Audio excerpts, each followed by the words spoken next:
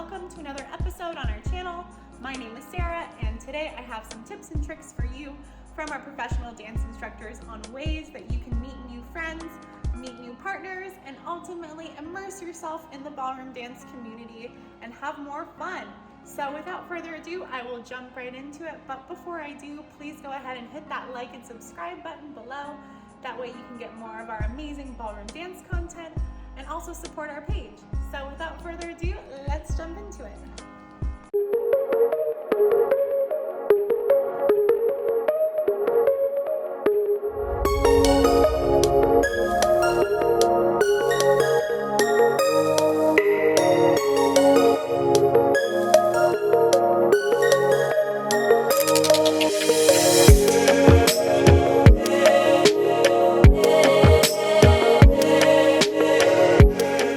Jack and Jills are a lot of fun because you will be randomly paired with a leader or follower of your similar skill level to compete, usually at our in-house events.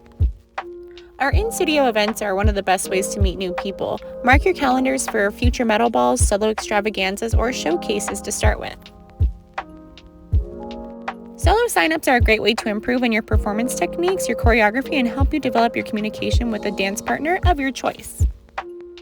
Our group classes happen daily and are broken up by your skill level. You rotate through different partners, and it's very similar to dancing in a public place, and you learn a lot.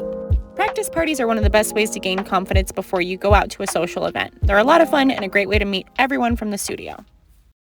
Well, that's all the tips and tricks we have for today. Please make sure to like and subscribe to our channel and check back with us next week for our next episode. Have an amazing day and happy dancing!